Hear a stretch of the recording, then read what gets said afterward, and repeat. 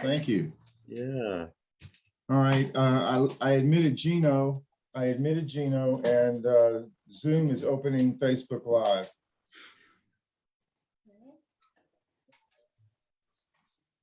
And And here I turned the comes sound Gene. off.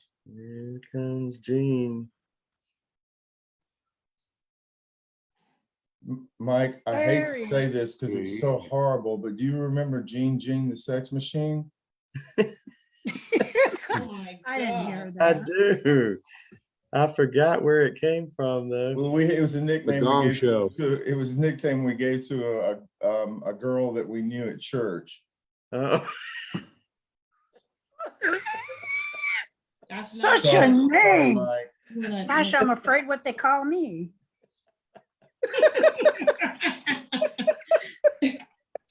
In the words of Louis Grizzard, damn, brother, I don't believe I'd have told that. Let me turn up my sound. Hold on. 1 second. Oh, oh goodness. That's a good picture, Patricia. What is the good picture? But this one, she You was in a referring to the opposite. psychedelic You dress. got to turn your sound Yeah. down. It's down. No, it's still echoing, and it's at 62%. It was that one. It's up. You know, but you just muted yourself. I usually use, but I usually use the sound. Yeah, from but here. you're not going to be. But I'm thinking it's gonna echo if I use it on. That's why you turn the volume down, Okay. which you didn't do. It's on. No, your volume is still at 62%.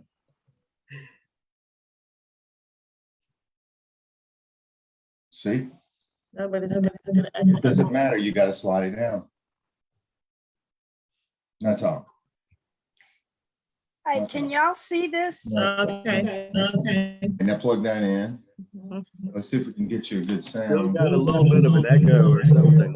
It's let's see. It's my great granddaughter Okay, plug this with in. the Easter bunnies at Cracker Barrel.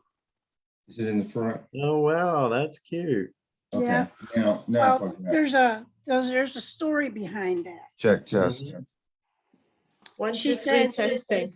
I didn't know there was a Mrs. Easter Okay, bunny. so you're gonna need to move over if you don't mind. And I said, well, of course. How do you think we get Easter eggs?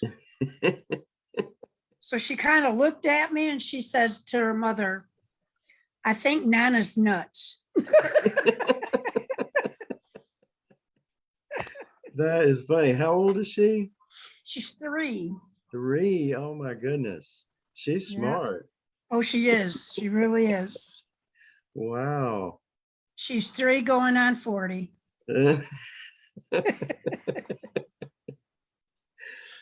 Oh man. How's it sounding over there now, Bert? Pretty bad.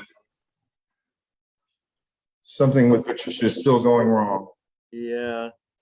You need to select another microphone. Click the right arrow right there Yeah, it's a definite echo of some and kind. select that top microphone.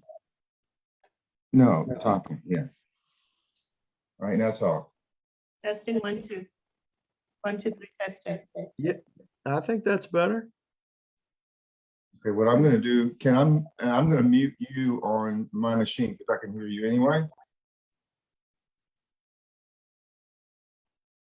All right, now, since I can hear you in the room, and since you're muted, if you talk now, it should be pretty good. Testing 1, 2, 3.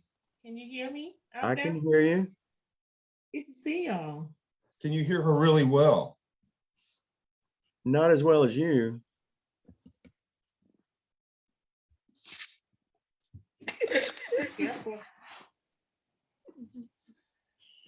You can't get up here.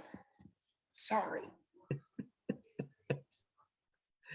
What you laughing at, Mike? I'm laughing at Sheila. Her dog's trying to get up in her lap. Oh, okay. Will you give us a test 1, 2, 3, please, Patricia? 1, 2, 3, testing. How good is her sound right now? No? Not good? It's okay. I mean, Wait, I can mine went off. understand you. Yeah, mine went off. Technology, the Final frontier. Right. 1, 2, 3 testing. Okay, you're coming through. It's echoing. I'm gonna have to. I'm gonna make my thing. I have to just move that. What about now? Can you hear me at all? Yeah, that's good. That's great. Okay. All right, well, we'll leave it alone then. If it's working, it's working. Yeah, You can hear me too, correct? yes. All right, if I tap on this, is it clear that this is the mic that I'm talking on? The tapping is not really coming through, but your voice is coming through fine. Weird.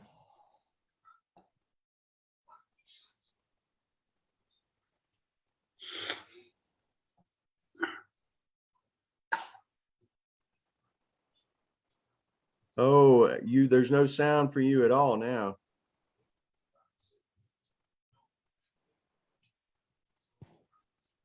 Then this has got to be the right mic.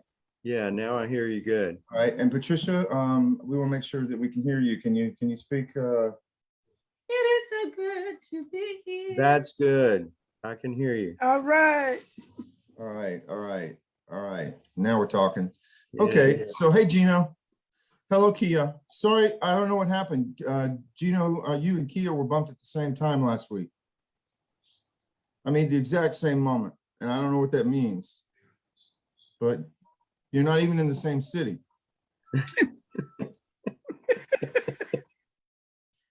knows. Technology just does whatever. Now we don't hear her. Yeah, she's on mute. Who's on? Oh, my thing Oh. on here. Or not Patricia. I'm but- here. Hi, guys. Yeah, there's Kia. Ah, okay. Yeah, Kia. Oh, Oh. you were talking about Kia. Yeah, Kia stays Yeah. on mute until she's spoken to. And you speak to her. She's allowed to speak. Whoa. Right.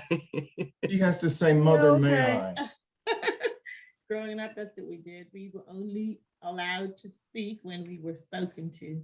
No, you speak when you have something to say. Gotcha. Yep. That too. Very good. But your grandmama would be shaking her head right now. Speak when you have something to say. You're 11 years old. You don't have nothing to say to me. You speak when you're spoken to. Now go sit in the corner. Uh-huh. Go under the table when you see grown people around. You just skipped dinner tonight. Go to your room.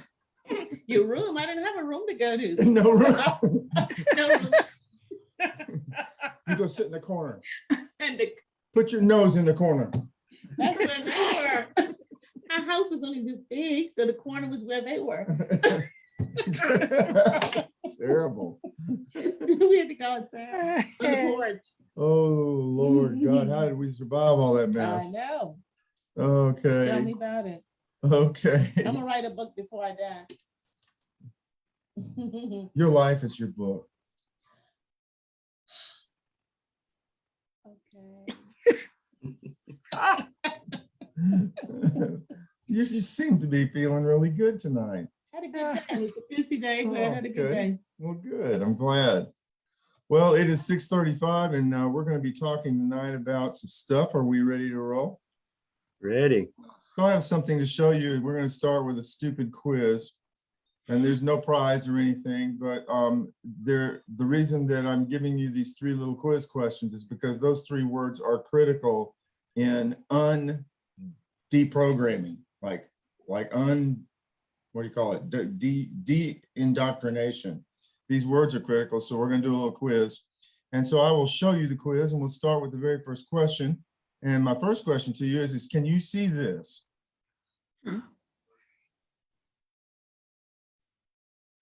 Yep. Everybody can see this?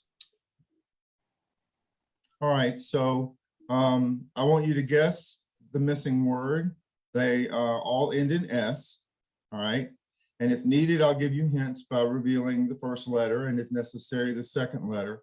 But all five of those guys right there are actual definitions, just different ways of defining the missing word, all right? When you make blanks when you, and the top one is, take someone's word for granted without checking. You make blanks when you suppose information to be true without verifying. If you have a guess, please interrupt. You make blanks when you buy statements without asking for proof. You make blanks when you believe something is true without evidence.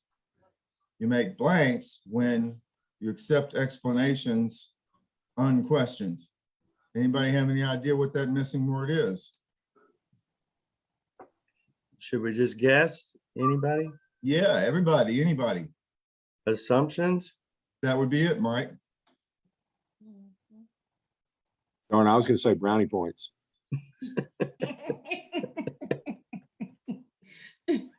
It has to end with an S, Gene. Brownie So points. that's the special word assumptions. It's assumptions is a powerful thing, because if your pastor is the controlling type that we've been talking about in some of the churches that we grew up in, he counts on you assuming that he's right, and he probably will punish you for questioning if he's right. So assumptions are really critical. They don't want you to think for yourself. They don't want you to research for yourself. They want you to take his word for it for granted without checking. And that's one of the ways that they keep you there. They keep you, and we talked last week about getting out. This week, we're talking about breaking that way of thinking. And assumptions is a real important thing to break to get out of the bubble. Okay, Yes. Who said that? Me. Yeah. You have anything else to say about that, Miguel? Not yet. Well, let's try another word. All right, everybody can see that the next one says you form blanks when you create opinions without evidence. You form blanks when you guess at answers based on insufficient information. You form blanks when you conjecture without enough proof, theorize about something unknown, come to unverifiable conclusions. Anybody want to guess what this word is?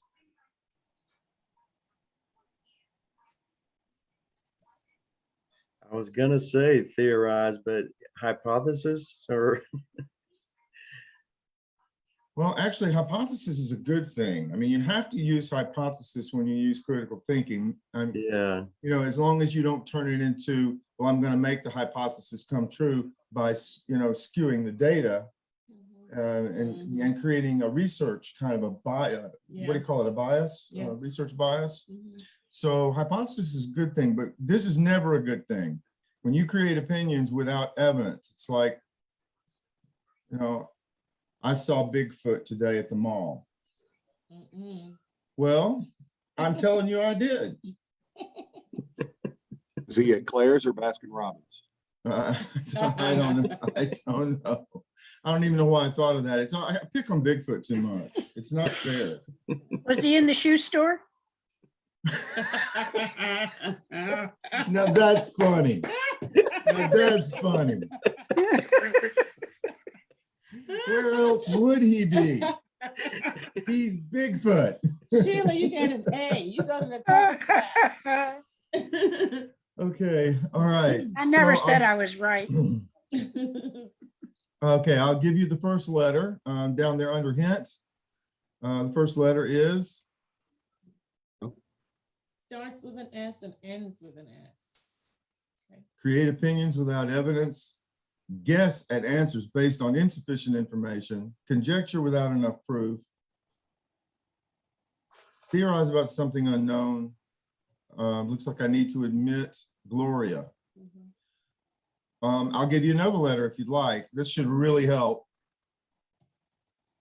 Speculations. Yes, Yeah. there you go.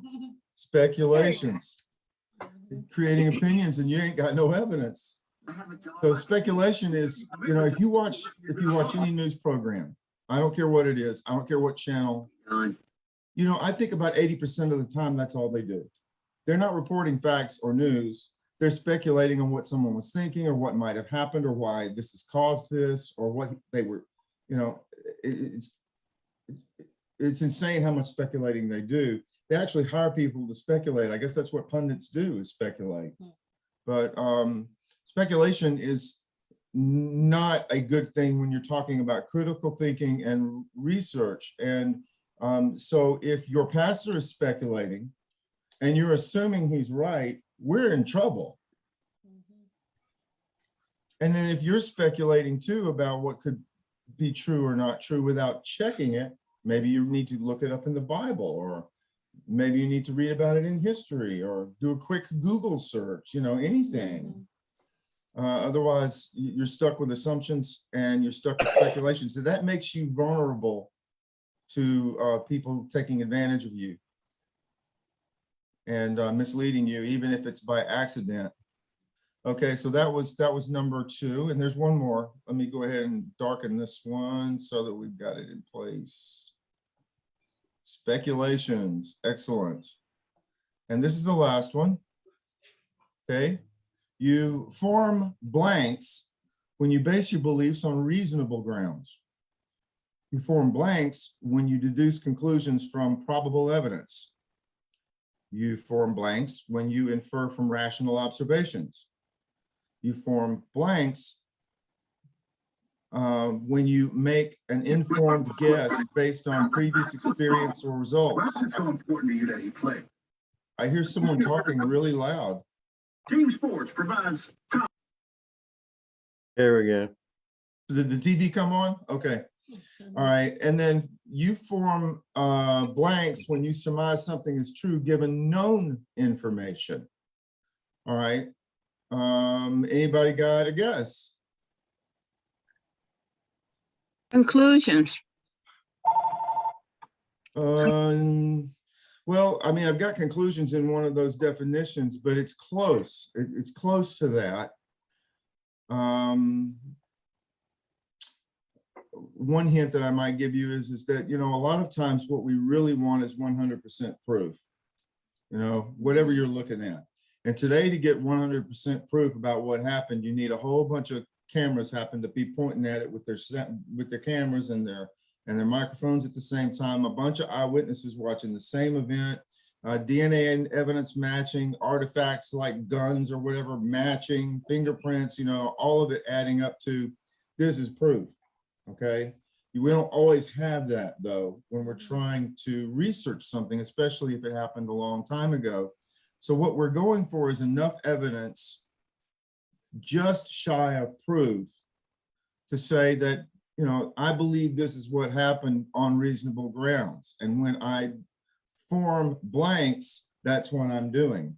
I'm deducing conclusions from probable evidence.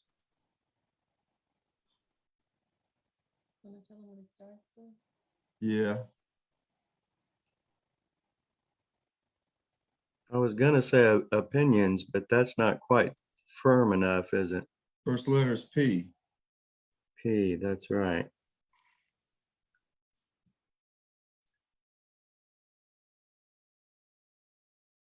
R.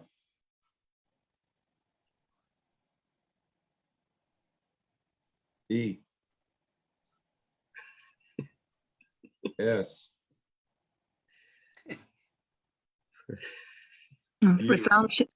Presumptions. There you go. Presumptions. Presumptions, okay. Presumptions is, you may not think about that being, you might think of that as being sort of like assumptions, Right, but they are not alike. Assumptions is a bad thing. Presumptions is sometimes the best you can get based on the information that you have. yeah. All right. So take a look at a couple more things and then we'll discuss. Now, assumptions require allegiance to an authoritarian leader who is not to be questioned, adherence to a mindset that says everybody knows that, or both. How many times have we seen both in our churches? Mhm. Now, to think critically, what you need is to stop making assumptions for which you will be punished in your church if you do it there. Okay. Okay. You need to stop making assumptions and you need to stop speculating when you don't have enough information. And if you are speculating, admit that you're doing it, which is what they don't do on TV. They just spin speculation and they make it as wild and sensational as possible because they know that if they do, you'll keep watching. And then when the toothpaste commercial comes on, they'll make money. All right. So let's go with the next thing. All right. To be objective, you need to gather information. Let's call it evidence. Sort of like, you know, you're a detective, or maybe you're an attorney, you know, trying a case. Get the facts. Just the facts, ma'am. All right, so you gather information, let's call it evidence. And you evaluate the strength of all that evidence, and you evaluate how strong the sources are. And part of that is checking to make sure that all those things agree, if possible, you know?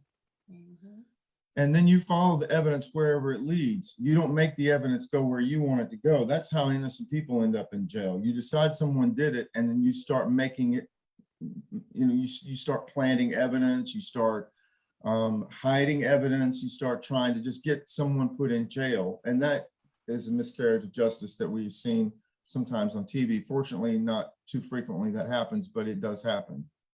All right. You don't want to have, you want to, as much as you can, park your prejudices, your biases, your hopes, your dreams, park it all and start looking at the evidence. What does it say? What is the evidence telling us? Which way is it leading us? Now, proof is great. I can't read that behind y'all. Proof is great, and it's harder to come by than it might be assumed. I used the word assumed there on purpose because I thought that applied. The best way to establish proof are multiple video and audio recordings of an event showing the persons involved, many eyewitnesses who agree, DNA evidence, artifacts conclusively tied to the event, etc. Now I've got another screen share to give you here.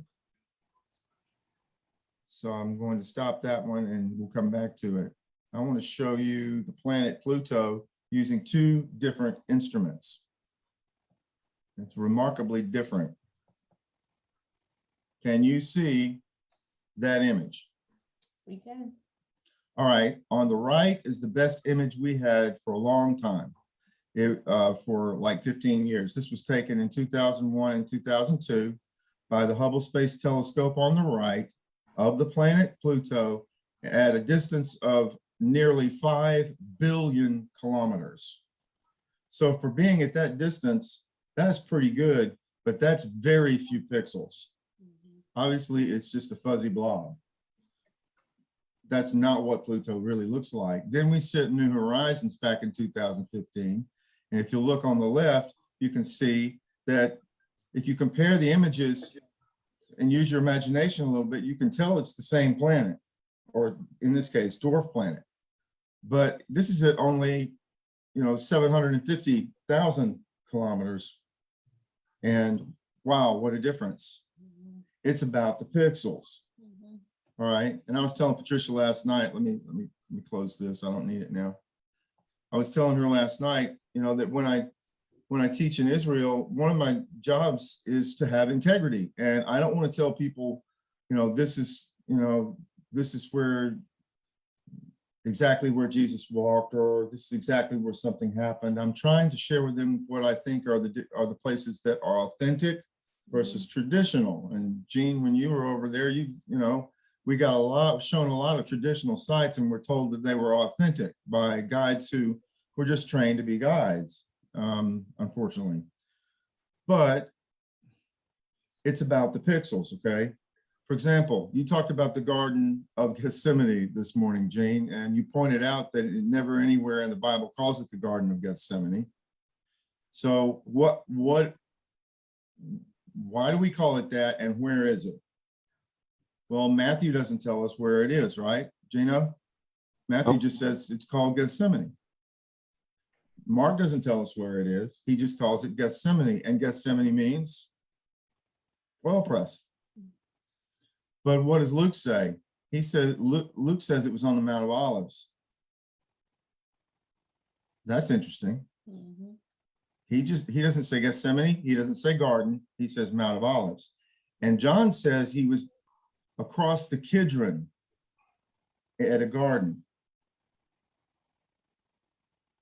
Now the Kidron is the valley between Jerusalem and the Mount of Olives. So if you cross the Kidron Valley leaving Jerusalem, you were on the foot of the Mount of Olives. And there was a garden there, and Gethsemane means olive press, so there was probably an olive press there too. So now our pixelating is getting better, okay? We're narrowing it down with the information that we have. So what do we do? We go to Israel, and we go to that spot, and within that general area, what evidence do we find? Well, we find churches being built there since the 3rd century. We find protected olive groves because people have wanted to come there, pilgrims coming there for centuries to pray there as Jesus prayed. We also find, though, a cave that no one goes to. And in this cave is a huge ancient olive press industrial site. It's a pretty big cave. It's full of all the equipment and vats and cisterns and everything you need, including the actual olive press. It's right there in the cave. So the question is, how can we say exactly what spot Jesus was kneeling at or throwing himself on the ground and praying? Probably not. Could we conjecture about the cave being Gethsemane? That's why it says he went out a stone's throw from the disciples. Well, out of what? Right? So, I mean, now we're moving a little bit away from speculation, and we're trying to look at what we found at the site and compare it to what it says in the documents. And that's how you do the work. You look at the evidence you've got. And the problem is that I tell people, I say, look, I mean, our pixels here aren't real sharp. We don't know exactly where this happened. We're not absolutely 100% sure about the cave.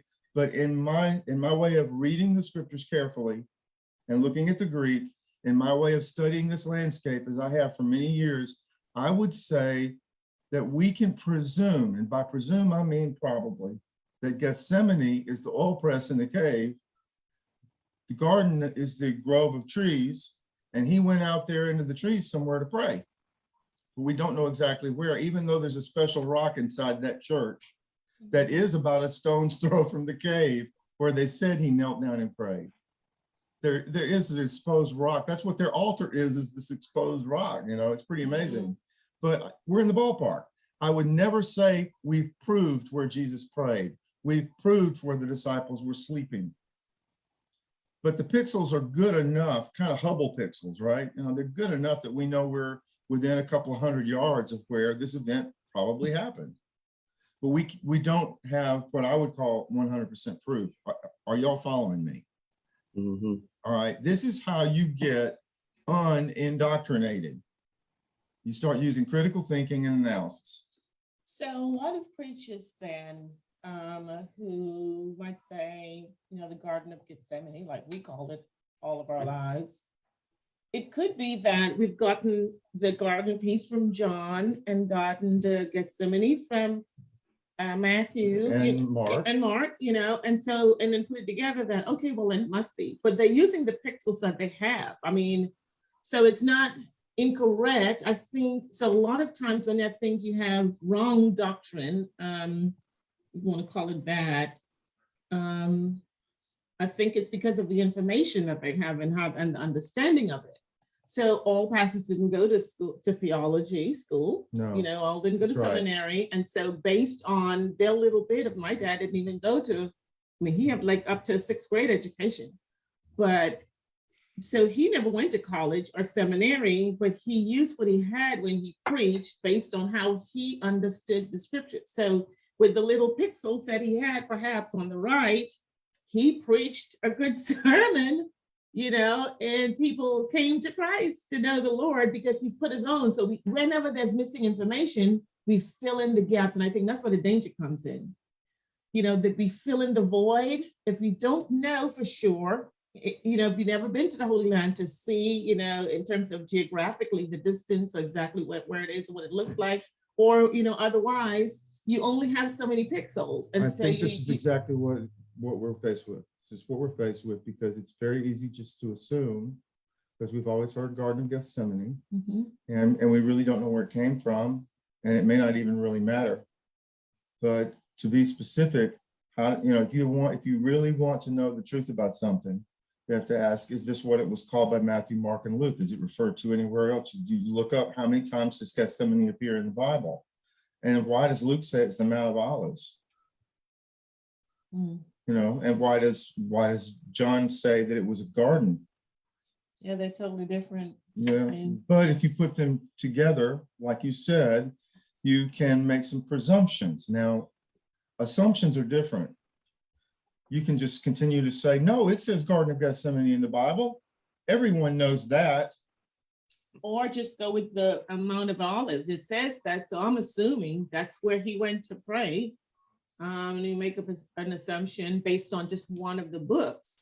But I mean, like you said, I mean, doing the full study of all of the Gospels and see what each one says, and then making some presumption, some conclusion from that, some summary that will maybe, could it be this, could it be that, and you know, process of elimination, and then you come, so I mean, I think. Well, let's look at the process. I mean, that's something that I've written here that we want, and then we can apply it to some scripture if you would like. I mean, right here we've got, I wrote, proof is great if you can get it.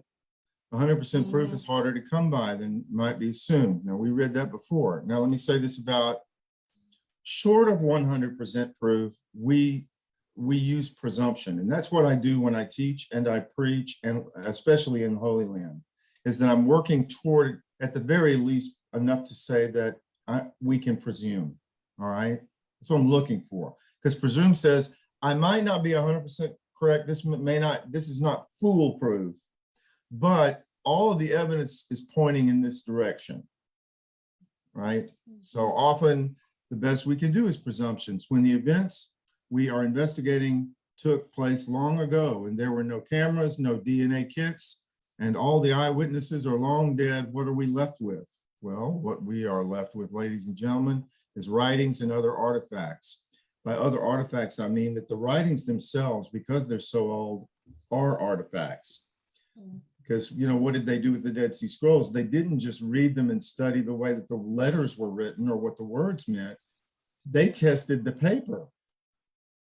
They tested some of it was made from papyrus. Some of it was animal skins, ibex skins. One of them was written on copper.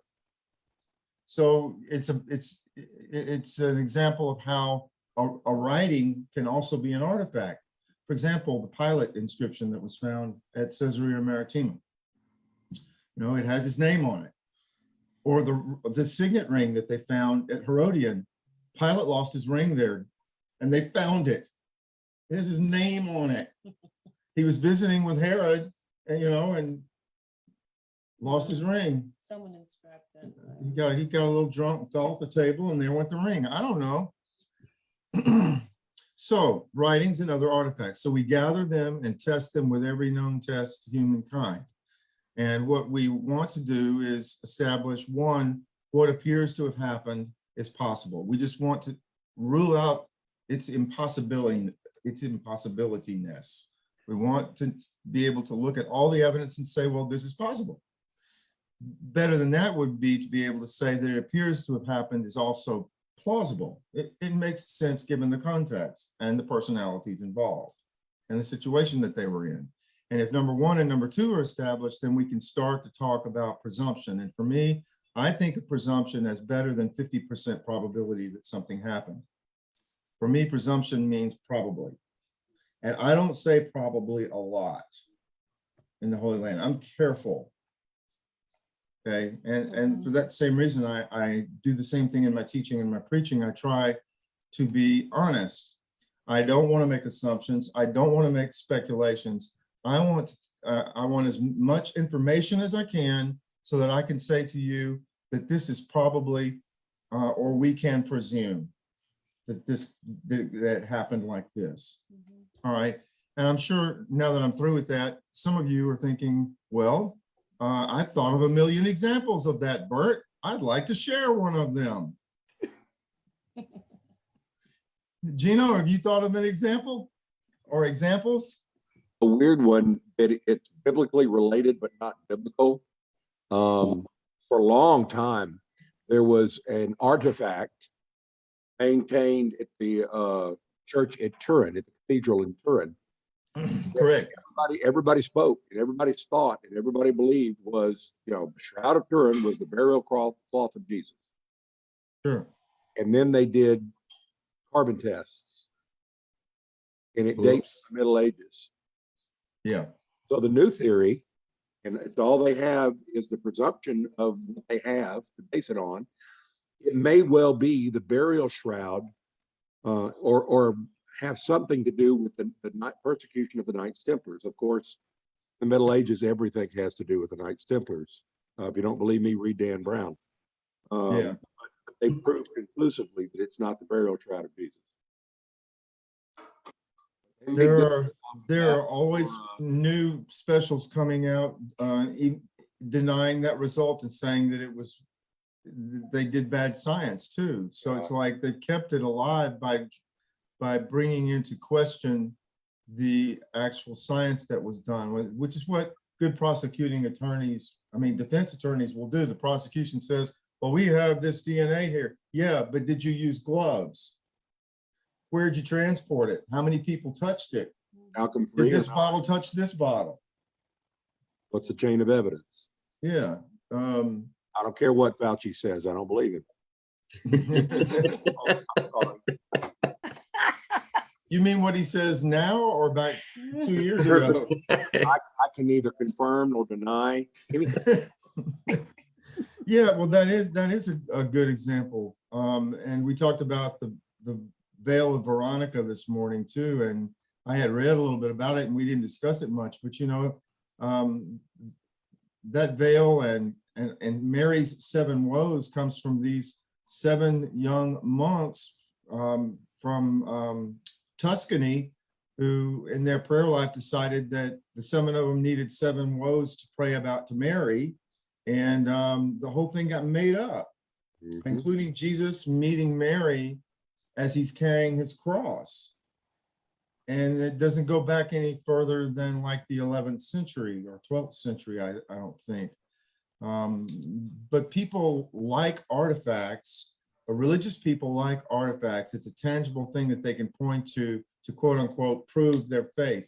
And if you, if that's a strange thing, isn't it? Faith is in something that can't be proved, and yet they're trying to prove faith. I don't get that.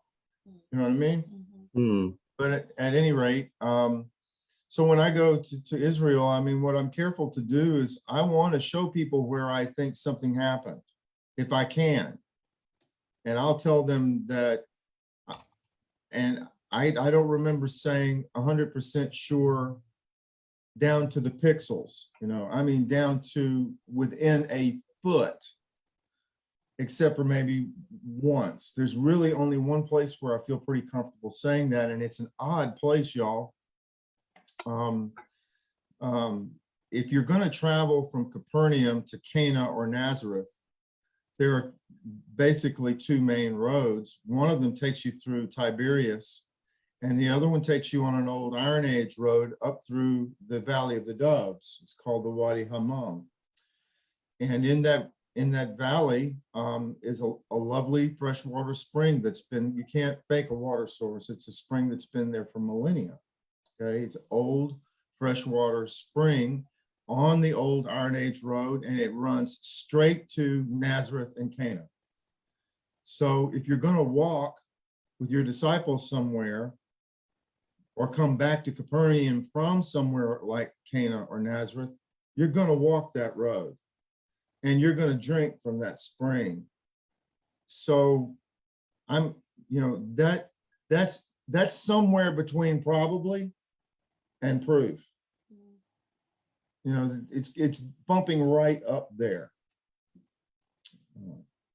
And the place of his crucifixion and resurrection is contested too.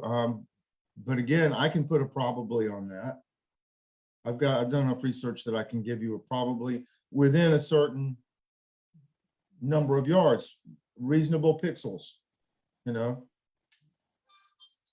the other part to it, Bert, as I'm thinking about this, and you and I have talked a little bit about this before, God can reveal God's self and things to us by God's Spirit. So I might not have the knowledge or the information or in seminary or from a preacher in church or whatever have you, but the Spirit can speak to me and say something to me. And I take that as gospel, not that's farther to me than probable or perceptions. It's like, okay, now, sometimes you might go to bed on a full stomach and, it could be the food talking or whatever, But I don't like we think- talk about. I agree. I mean, God, I agree. I believe God speaks to me, and I believe God speaks to you. I think that what God often shares, though, is not how many feet is it from that rock to Yeah. that bush. Yeah, I hear you. And if you told me that God told you that you were a doctor and you wanted to do surgery tomorrow, I'm not sure. On you. On me, I'm not sure about that.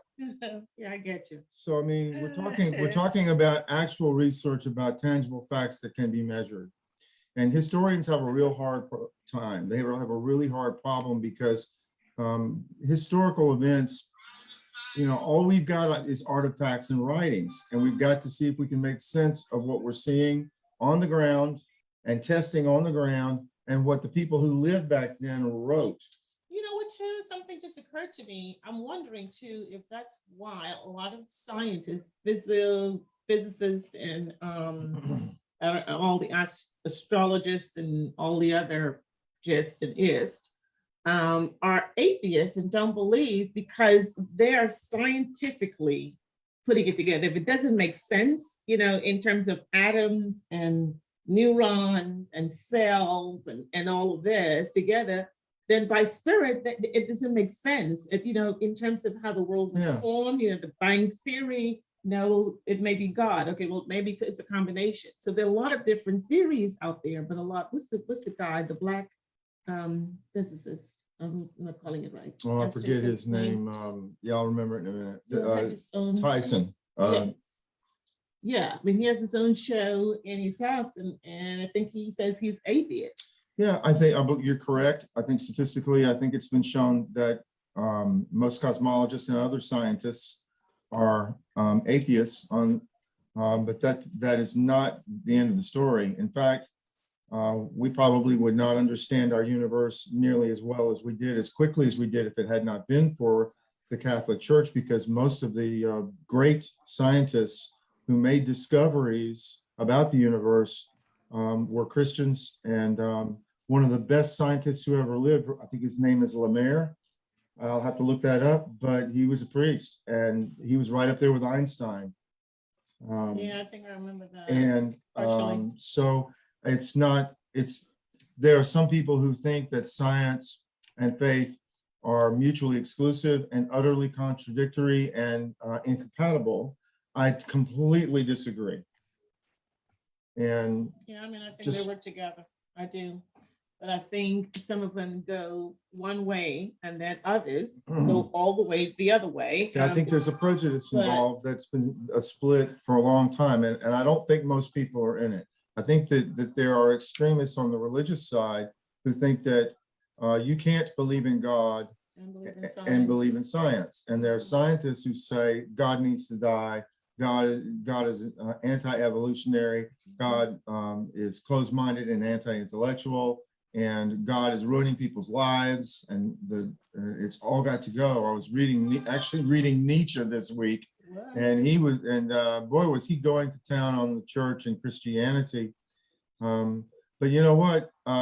Even he admitted he never did any serious Bible study.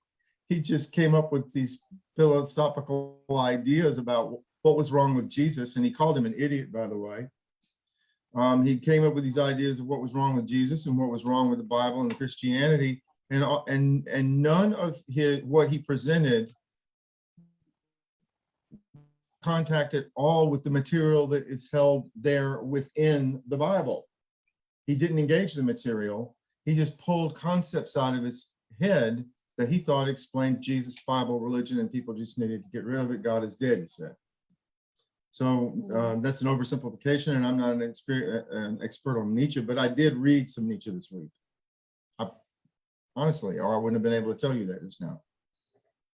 Yeah, I mean, it's, growing up, we were told not to believe in evolution and the Big Bang, and that's wrong, that's anti-God. Yeah, But I do believe in science, and I do believe in Jesus and the Spirit and why I'm here alive and having a purpose in life. And so I think they both work together to some degree. They're not exclusive, but it just made me think about that as we talk about making presumptions about Scripture and having knowledge or information. But I think we can't do anything outside of the Spirit. Spirit has to be in there somewhere. Not that science can't work on its own, it can. But in terms of, and I guess I'm using this imperative that it must, it should, but. I mean, my answer to that is, of course, but how could the Spirit not be involved? Who said the Spirit wasn't involved? The Spirit, we live and move and breathe and have our being in it. So, you can't, I don't understand your imperative. The Spirit has to be involved as if we bring the Spirit to this. We don't. The Spirit is the Spirit. The Spirit is present. What we're talking about here is using human brain cells, trying not to be stupid.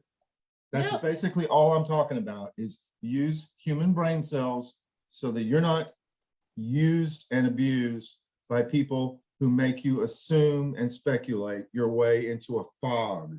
I agree with you. And here's what I meant by that in terms of Spirit. Like the Spirit can give you knowledge about, you use the illustration so well about the Pluto and the pixels. The pixels. I think that was brilliant for you to do that. That's because I'm just totally brilliant. No, you're not.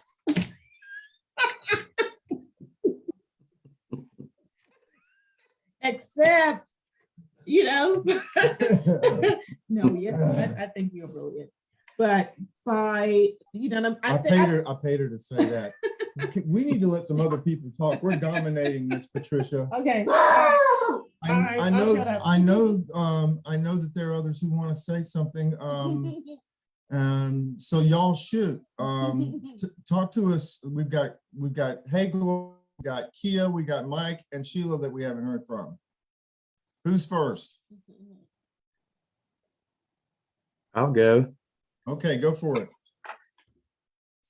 Yeah, we're talking about, you've mentioned, some of the top scientific minds, given their theories about what's actually going on out there.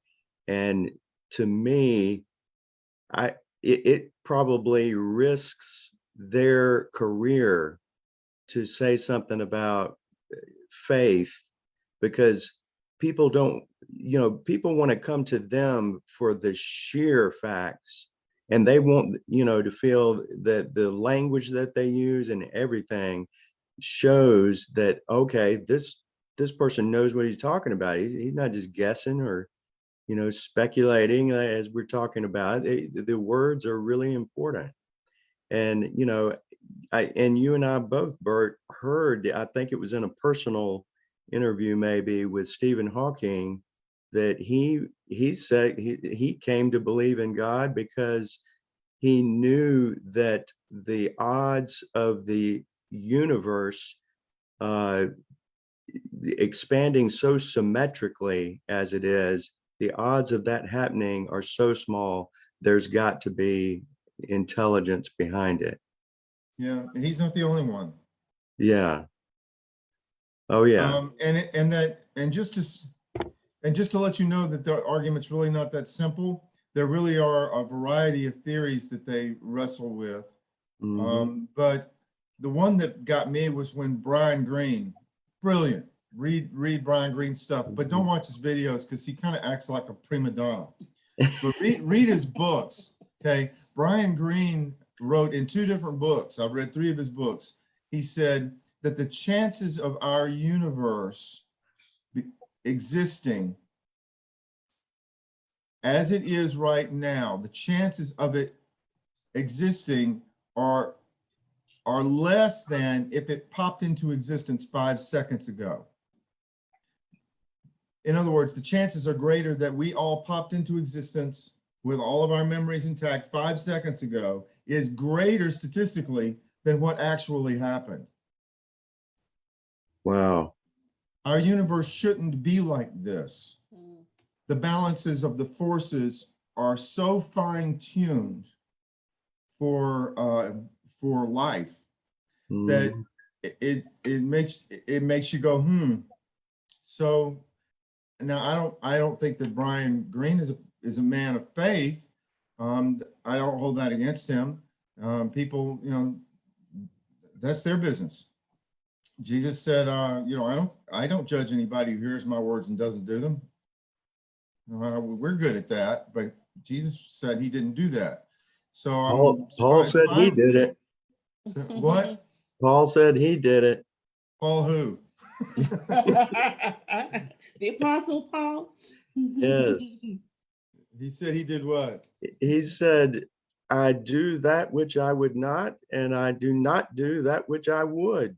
Mhm. Yeah, that's the human condition of sin, is that Yeah. we are incapable of, we can comprehend the good, but we are incapable of doing it all the time. Yeah. Yeah.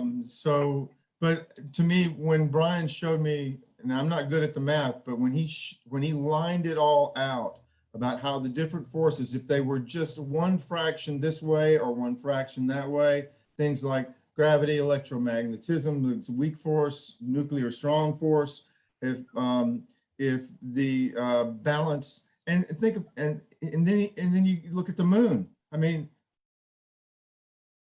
we would not exist if the moon was not the shape that it's in, the distance that it's in, and the size that it is. It stabilizes the orbital tilt of our planet, the axis. It slowed the rotation. It created tidal forces that brought nutrients into the water and the water's nutrients onto the land. There's so many things that are perfect, just too perfect. And think about a solar eclipse. I went to Gene's farm, to his house, spent the night at that solar eclipse back in August. I think it was August of 17. And I was lying there in a pasture, and I watched a moon that is exactly the same size as the sun line up and create this black hole with a sort of glowing white ring around it. And I thought, what are the chances of us being, of the sun and the moon being exactly the same size in the cloud? Now, I'm not in the sky. Now, I'm not saying that God magically did that. Okay, that's not what I'm saying. I'm just saying that there are broad, huge problems with the way that this universe works and exists that defy the probability and math that these scientists can do, and they know it. They know it, but their explanation is that it's luck. Yeah, and that's fine. Statistically, it's more probable that we popped into existence 5 seconds ago. Well, but we got lucky. And what's humorous is some of those will scoff at our acceptance of those degrees of probability. They expect us to take theirs. Yeah. Yeah. One person's presumption is another person's whatever. Yeah. Yeah, but I'm wondering about an example of that. I don't think Christians are smart enough to figure it out. About, accepting our probabilities. I'm not sure. I'm trying to think of an example. Maybe I misunderstood what you said, Gino. Say it again. I'm just thinking that someone who rejects our presumptions wants us to accept theirs. Yeah. Yeah. The degrees of probability are similar. Yeah. And there's so much that they don't know. I mean, So do we. I remember having an argument. I didn't mean it to be an argument. It turned into one with a agnostic person who was more fundamentalist than most fundamentalists I know. yeah. About inconsistencies and incongruities and scoffing at things that we believe. And I said, I don't believe like you do as a fundamentalist. Well, I don't believe any of that. Well, you're sure making a lot of assumptions. Mhm. Yeah, you don't have to be, you don't have to believe in God to be a fundamentalist about things.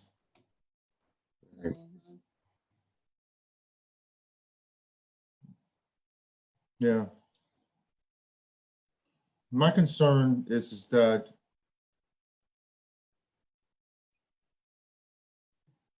we need clarity about the realm of faith, and we need clarity about the realm of critical thinking. And when faith becomes anti-intellectual emotionalism, we're in trouble. And that means we're in trouble because in so many circles, that's what it is. It's anti-intellectual. It's emotionalism. It's and it's a sociological experiment in mind control. Because if people think for themselves, they can't. They're less able to be controlled. And one of the things that's important to me as a person, forget me being a pastor or a Christian for a minute, but as a person, I just don't like when people are trapped by somebody. You know, I want to help people get free of the tyranny of someone telling them what's true and what's not true and don't ask any questions, you know? Yeah, I mean, it's taking me back to the Bowen's theory, family systems around differentiation, fusion, all of these concepts that he came up with, and a lot of fusion happens in those circles where no one thinks for themselves.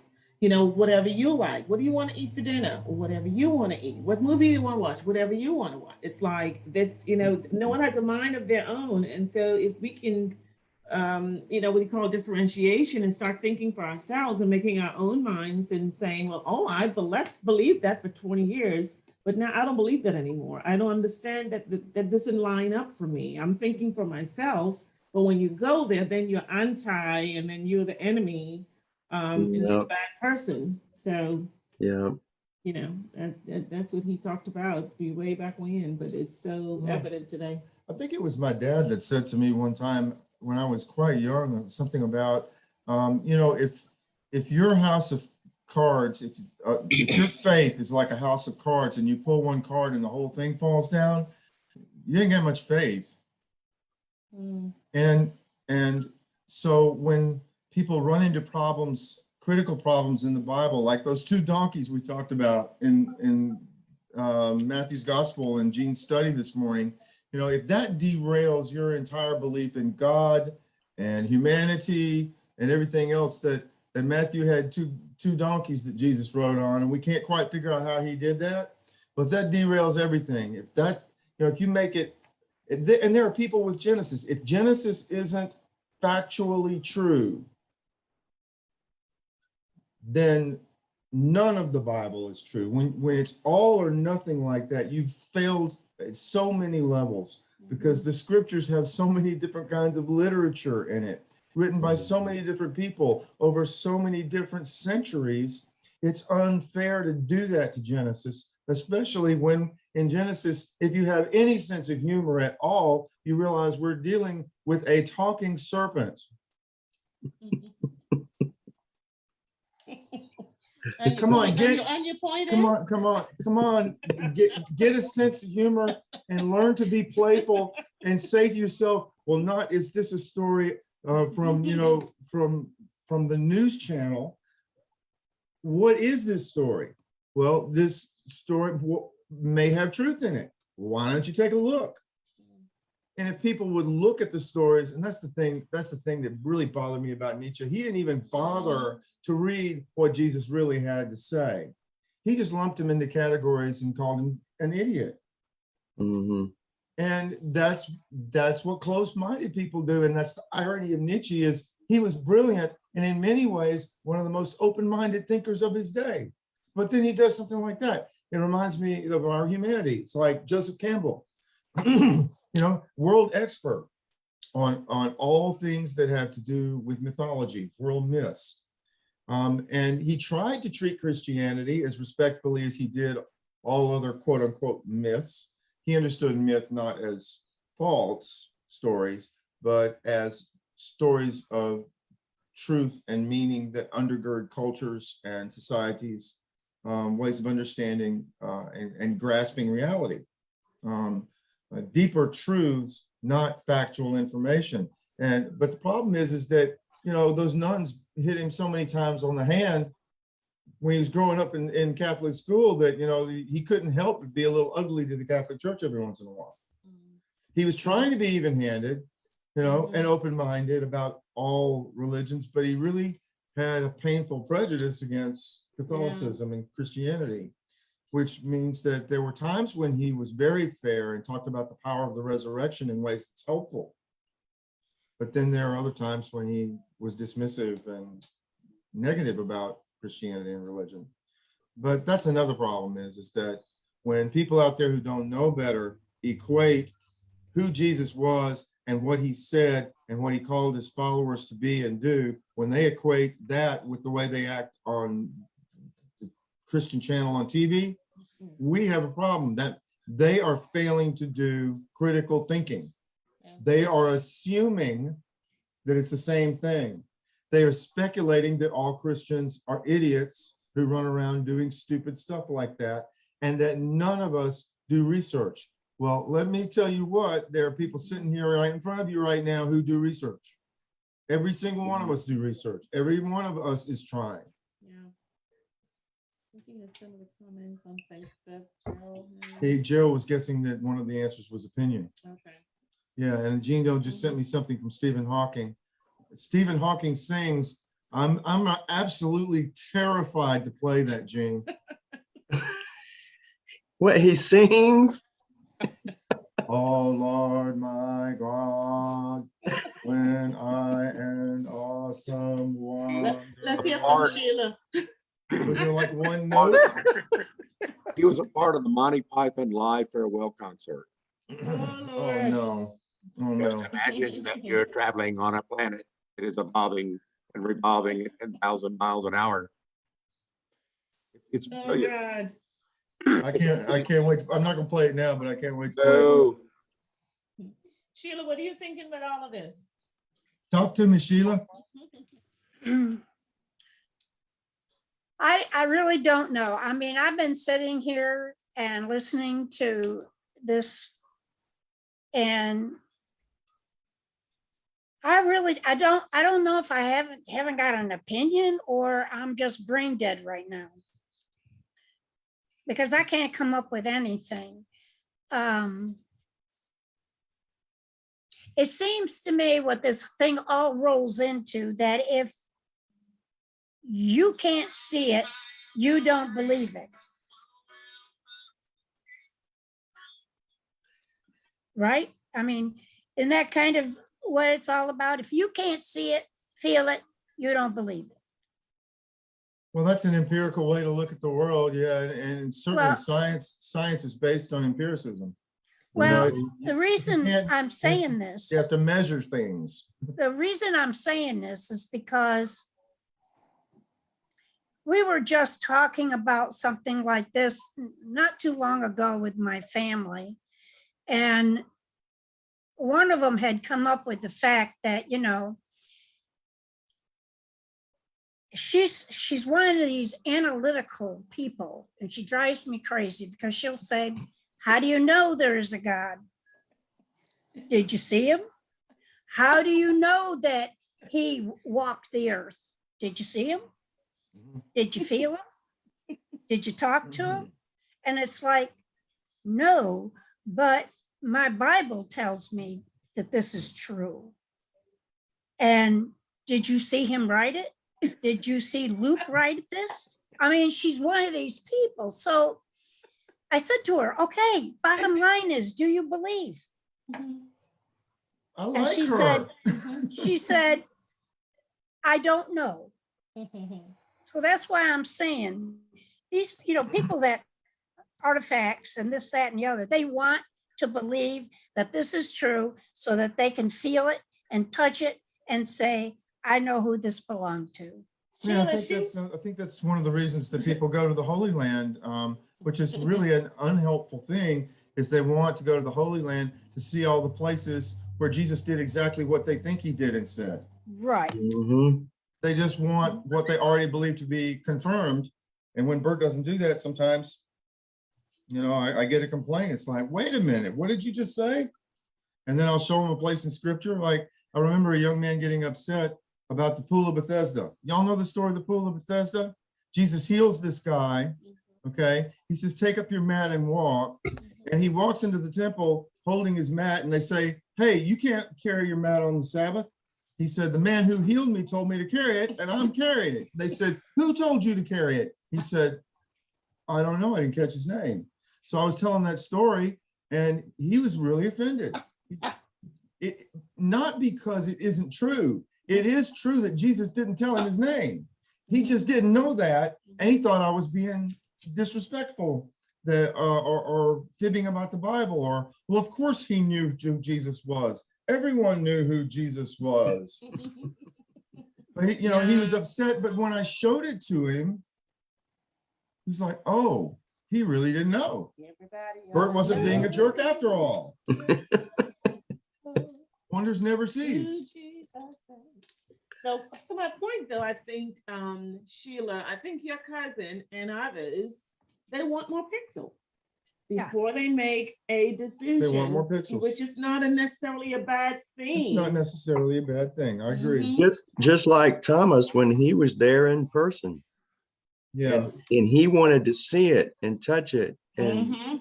And Not until I touch you, not until I see what I believe. And he said, Yeah. blessed are those who don't see and yet believe, Yeah. Well, Yeah. that I call her my doubting Thomas. I do.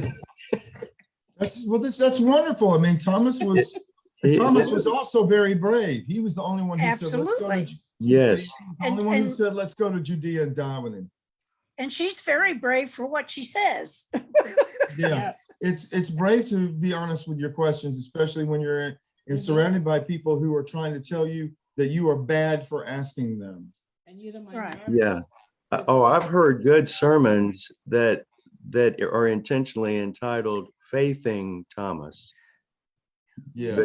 Because of how his doubting gives him a deeper faith.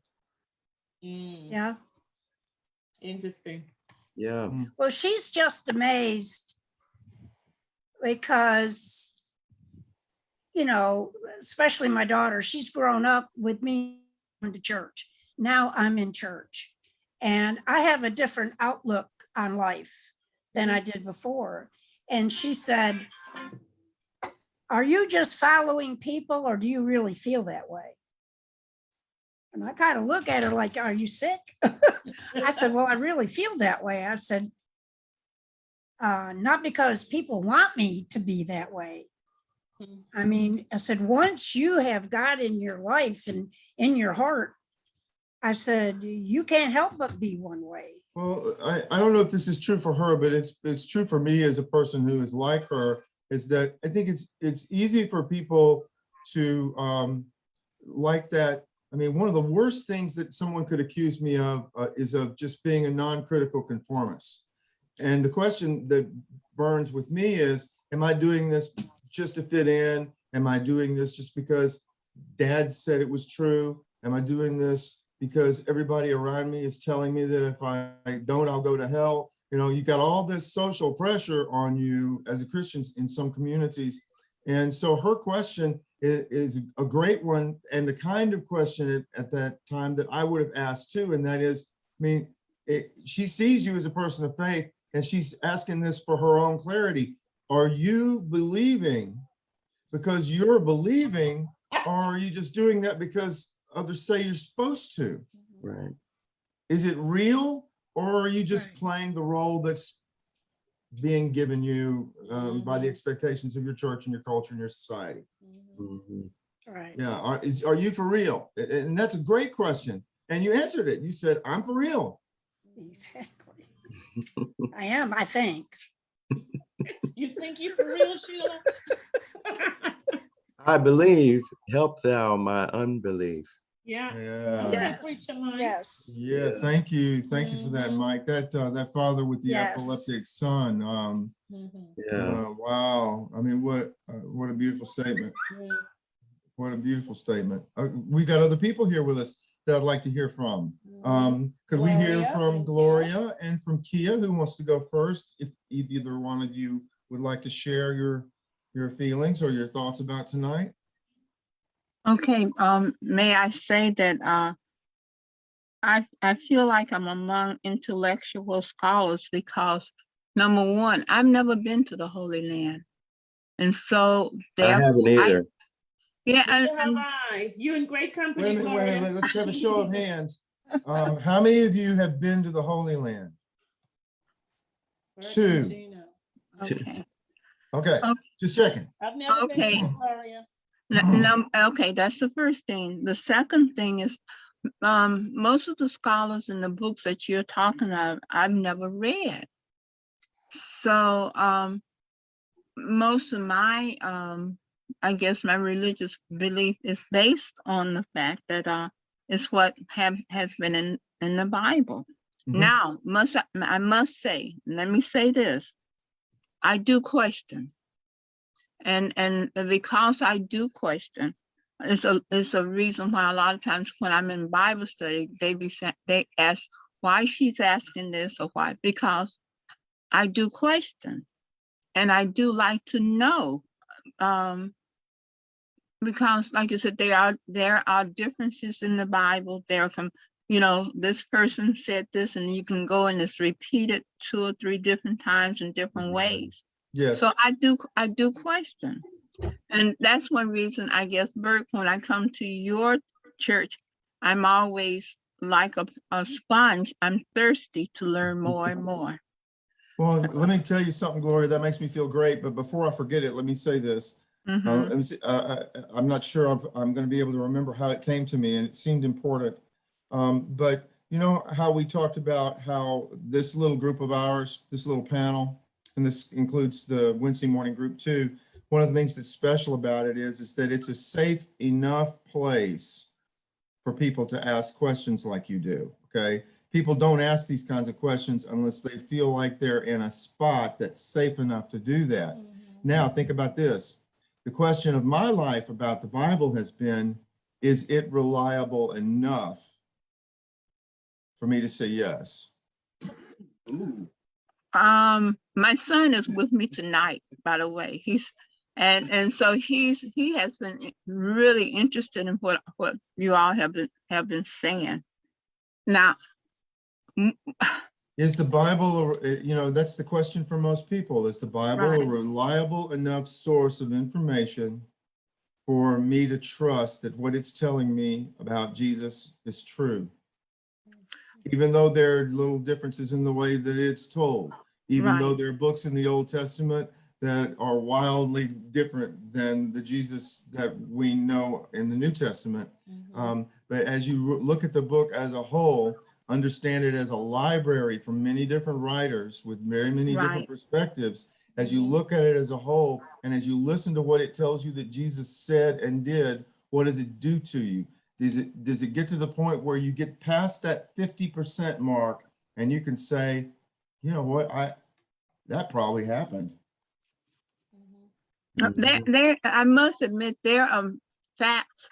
The Bible has factual information Indeed. compared to some historical information. So you know that there are some factual proof that's there. That's correct. So I do know that much, and there I do know there are books that should be additional books that should be in the Bible that's not there, maybe, perhaps. But I really, the 2 words that you have thrown out, presumption and assumption, has been really interesting to me. Good. So I'm sitting here thinking, and my son has had a couple of questions too. Well, tell him to ask him. Where is he? Well, he's saying, what happened if you listen, we as the Black race, did not believe in Christianity in the beginning when we were brought here. And that's what he was saying. He said, so Mm. therefore, why is it that we believe so much in this religion, this Christianity, By we, when does he mean like Black Americans? Black Americans, right, when it was No, thrust upon us? That's, he feels like, am I saying it right? yeah, like it would be a slave religion. And you know, did you know that they actually published a Bible that took out all the lines that could be, you can actually look this up. They published a Bible just for slaves in the South. They took out anything that could be interpreted as anti-slavery Mm. or about freedom or escape or anything like that. So there was maliciousness for sure with going on, and slavery is the blight of our country and its past.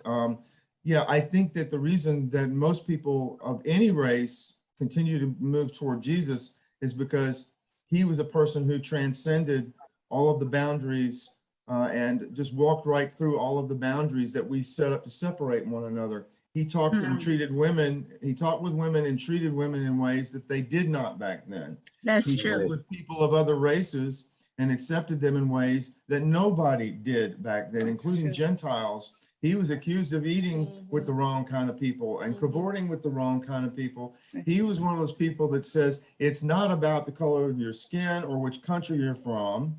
It's about what's in your heart. So I think that's why people keep going to him, even though there were slaves. You're right, absolutely right. What's your name, man? Baron. I can't hear you. Baron. Baron. Baron, I mean, you know, I wouldn't want to have anything to do with a religion that was, you know, foisted on me to justify my imprisonment and my enslavement and my forced labor. On the other hand, if I got hold of a Bible and read it, I'd say, wow, well, this doesn't say what slave master said it did. It talks about being free. Mm-hmm. True. Everyone has to work on this. Great, that's a great question. I don't know that I answered it very well, but it's also, I've been watching a lot of documentaries in regards to what's I forgot the empire, the generation where there were the Roman Empire and how Christianity was used as a tool for power or tool. It was used as a tool. It's been used incorrectly over the years. yeah, man, they're misusing Jesus down the street. True, I 100% agree. I 100% agree with it.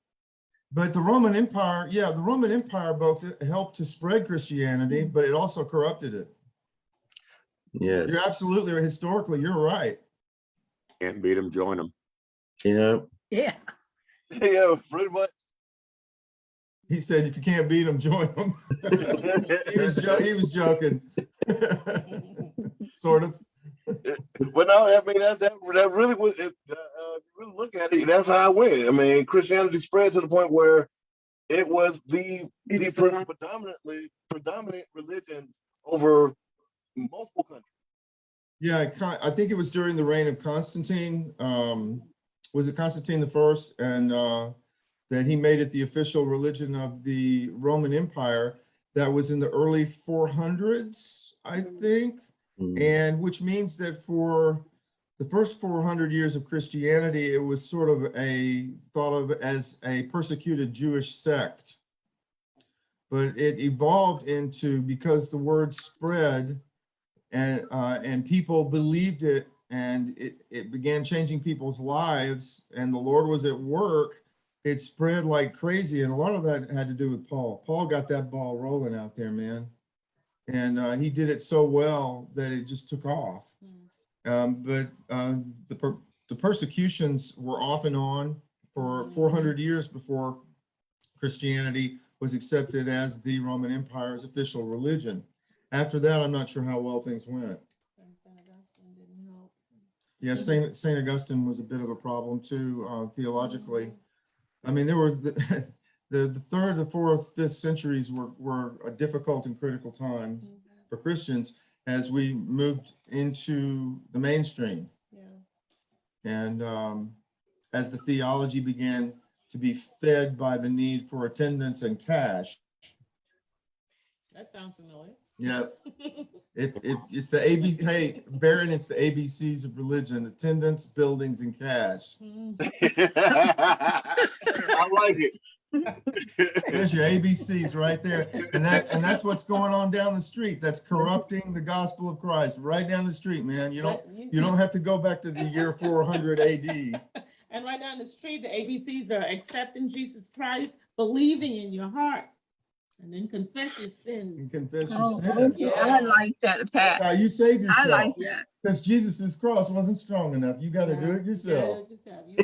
Here are the steps. Here are your steps. If you'll follow these steps. Believe in your heart. You accept Jesus as Lord, believe in your heart, and confess your sins. Well, how do I know if I believe?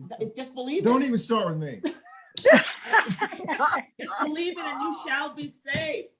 And your Amen. I was saved Amen. 2,000 years ago on the cross by Jesus Christ. Say it. And let's not even talk about the subjugation of Aboriginal people in the name of imperialism. Yeah, Aboriginal people. Yeah, imperialism. You know, or as they used to say, was it Columbus that said, "God, gold, and glory," or was it one of the other? Was it Magellan? It was one of those guys. It was Sam Elliott. That's Glory, funny. Ram. Yeah. But Gloria, you made a good point too about the books that didn't make it into the Bible, into the scriptures. You know, the Yeah. lost books. I don't know what you were. refer them to. Yeah, that's a lot of that's baloney that you're hearing on the so-called History Channel or whatever, wherever you're watching it. There was a book that almost made it into the Bible that no one ever talks about, and it's the Shepherd of Hermes, or they say Hermes, but it's Shepherd of Hermes. You might want to read that sometime. Also, the Gospel of Thomas may be older than we think it was, and if you read it side by side with the Gospels, there's enough there that if it were in our canon, It sounds just like it would not be that bad a fit. But I also want you to know that when they were arguing about whether or not books of the Bible should be included, that the book of Revelation was the one they fought about the most because they felt like that it was going to be too confusing for people. It was too different. But they also looked at it and said, but if you understand it symbolically, this is about Jesus Christ and his work of salvation. If you understand it in that light, it makes a perfect fit. But unfortunately, Tim LaHaye decided to go to work. Yeah. Anyway. She might have been talking about like the Maccabees and all those. You referring to No, Gloria? well, I don't know. I mean, I assumed that wasn't what she was talking about. But if she's talking about Maccabees and Ezra and all those intertestamental books, yeah, those are in there are about 14 books in the Catholic Bible that aren't in ours, and that was just choices made by different denominations. You know, it's not that they didn't make it into the Bible; it's just that they were not included in the Protestant canon. The final. Yeah. And don't believe anything Dan Brown says. Everything I've ever read by him is a lie. So please just don't even bother. Don't even bother. And I can prove that. I got a litany. Is this an assumption? You got 2 hours? Speculation? You got 2 hours? I'll tell you how much he lies. Or is this a presumption you making? He said, well, it was just a novel, Bert. Yeah, it was a novel that has a page in the front of it that says facts. And every one of the facts are wrong. Oh Lord, facts or truth? Even that page is Maybe fiction. truth. Maybe his truth. I'm sorry, Dina. Even that page is fiction. Yeah, I mean, his fact page is a lie. That's good. That's really good. If everything on your fact page is a lie, then your fact page is a lie. It's kind of circular. It's a lie and fact page. Ladies and gentlemen, we've probably gone over time, but I've enjoyed it very much, and we haven't heard from Kia. You know what? I'll sit here with you for an hour, Kia. I want to hear anything you have to say. I won't take up your hour of your time. I was thinking though, that some of what we've been discussing if for me, and just thinking about it and processing it, it has to do with tradition. So if we take a lot of what we have read and then base it and compare it and align it with our traditional facts, then they're not really facts. And then we start to question, but then we also don't have the discernment in distinguishing, okay, this was a story in the Bible, not a fact in the Bible of something that actually happened. Mhm. Everybody can't do that. I can't say that I can do that. There have been things that I've read as thinking that this is what really happened. And then after further discussion and Bible study and other resources that weren't necessarily available to me when first this tradition was presented, it makes the situation confusing in one's brain, right? But it Mhm. also makes you look further at things, but then also with a questioning heart and mind.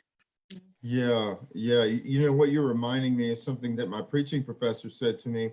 He said, Bert, do you come at things from a hermeneutic of assent or a hermeneutic of suspicion? I immediately said suspicion. And, you know, people are different in that regard. And by hermeneutic, I just think of hermeneutic as a word meaning like a bridge. What's your bridge to things? How do you approach things? Are you suspicious, basically? Or do you just, or do you assent? In other words, are you more accepting and less questioning? And I think people have different temperaments in that regard.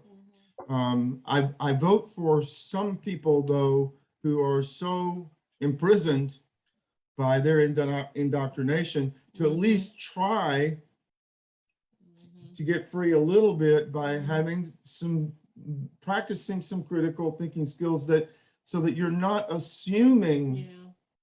Mhm. Because when you assume, you give somebody else responsibility for your decision making. Sometimes though, they don't know that resource to lean on. That's And true. that's I mean, I also hear the- that all the time. But Right. where am I supposed? I don't know how to study the Bible. I don't need help. I need help, and I don't know who to believe. But Exactly. some things for yourself, you can think for yourself. I mean, like for me personally, you know, praying about, you know, something, for example, you know, for 50 years, and then it's like, well, it didn't happen, but the Bible says this. So maybe it doesn't mean exactly how I understand it to be. Maybe God was talking about something else. And I started to put things together and move the puzzle and said, well, this doesn't fit here for what I am believing for all this time. And I'm doing what it says. If I believe, if I, you know, have faith, if I do this, then this should happen. And when it doesn't happen, and I'm like, well, maybe it doesn't fit the way I'm trying to make this fit. And I'm trying to make God do what he's not trying to do here or promise. And so I had to figure a lot of things out for myself, you know, hearing different teachings, questioning. I mean, there's a lot of different methods. I mean, I asked a ton of questions that I didn't ask years ago. I ask a lot of those questions now, and I'm like, it has to make sense to me. It has, and it comes from experience. I think it's a lot of things. It's not just studying the Bible. It's not just going to church and listening to a preacher, because you can hear the wrong information. I think it's a combination, and also of discernment. You used the word discernment, key. I think that's really important in having intuition. And I think God will reveal to you truth. You know, he will hook you up with these kinds of Bible studies to hear truth. And he will make you meet somebody like Jean, you know, and Becky, you know, who teaches truth and who will take time to teach the word, and who will take time, like Brett will put into this Kia, study. you know, so Kia, when'd you start getting free? When'd you start asking the questions? I pretty much have always asked questions, but I've also been shunned for that too. You know, your faith is then questioned. You're asked, well, how much faith do you have? And for me, I've always been strong in saying, I have faith, but I also have questions, because some things just don't make sense to me. Well, how about, why are you picking on me, and why do you think it's your business? How about saying that to him? Why are you picking on me and judging me, and why is it your business?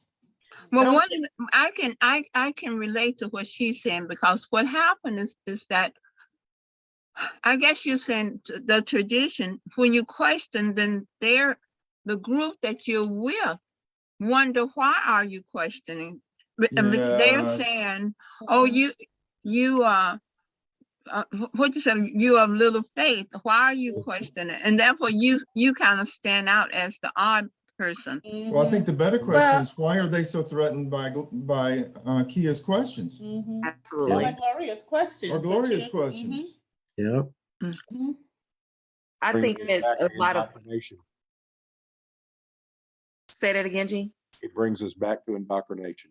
Absolutely. Yeah. Which is what the subject tonight is how do we continue the process of unindoctrination, which is not a word, but I think that, you know, I'm trying to wrap this up. I'd rather listen to Kia for a while, but we're way over. I just felt like that we needed to take a serious look at those words: assumption, speculation, and presumption. And presumption is where I want to go. I want to find what I can say probably is true for me. You know, Yeah. that ain't coming by guesswork. That's coming by fighting. Right. I'm going to I fight think for we should do information. this next week. Do Finish what? this. Talk about this. Okay, we can talk about this some more. Let me bat that around. Yeah. There may be some other ways that we can come at this that complement it.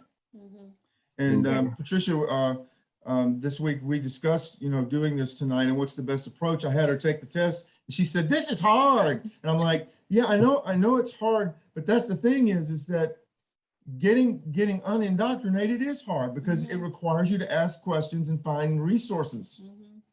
You can't just magically get out of indoctrination. Right. But You I'm have like to- Kia, I have to never fight. asked questions right away either. I Yeah. felt intimidated. So, Yeah. Well, some people are good at intimidating you. They're trying to get you to stop asking questions that make them anxious. Yeah. Trying to have True. you come over to the dark side. yeah. yeah, the dark side. Gonna come to the light. Don't underestimate. Look into the light. Nanu. Here we're all the way back to Spock and all that junk again. Okay, so it was wonderful. This was wonderful tonight. I like Sheila's suggestion. I will ponder how we can continue this and how I can address it and present it in such a way next week that it complements this conversation and keeps it rolling.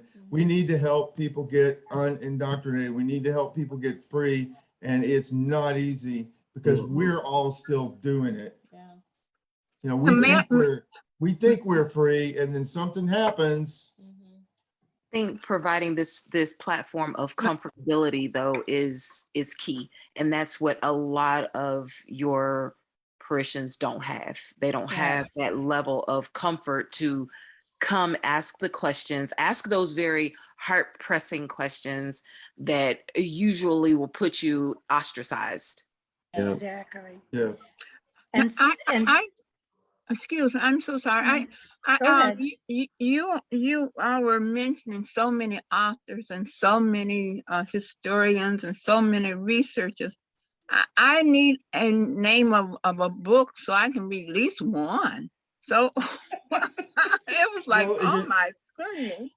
Yeah, well, I'll help you, Gloria, but we need to whittle it down. There's not a book out there that just says, here's how you can understand the Bible. You know, I mean, it's much more complex than that. But you know what? I have some favorite books and some favorite writers, and so do these people here. And we'll start. Maybe we should start, you know, making a little list here. You know, now Jean and I have one, but I think it's not the one you need right now. Okay. But she may need Robert Farrar Capon, Gino. Just off the top of my head. Adam Hamilton. Yeah. How to read the Bible. Oh, Adam Hamilton. Okay. Yeah, Adam Hamilton, How to Read the Bible, and almost anything by Robert Farrar Capon, like his book Parables of Grace is wonderful. What about the professor Craddock? Fred wrote mostly for preachers. I'm not sure he wrote anything that was for the general public. Gene, our friend over in Mississippi, Baxter Kruger, has written some good stuff. I'm not sure which one to recommend. Maybe God is For Us. let us work on a syllabus to present next Wednesday morning and evening as a conversation. Yeah, let's everybody put together some books that matter to them and that might be worth all of us looking at, okay? Don't include Dan Brown. Uh, Dan Brown. By all means. That'll be a no. Right next to Hal Lindsey. He can't even get to say it. Come on, Bert, come on, Kia, get it out. Kia, you did not just say that. You did not just say that. Oh, Lord. she's And Tim LaHaye, no Tim LaHaye. No Benny Hinn, and no Ernest Angley. Hal Lindsey. Y'all have a great night. I'm sorry it went so long, but this was awesome. Baron, so good to have you. Hope you can join us again. Thank you, Baron. Good night, everybody. Good night, everybody. Night, Good see night. everybody later. Bye-bye. Good night. See you later. Yeah, love y'all.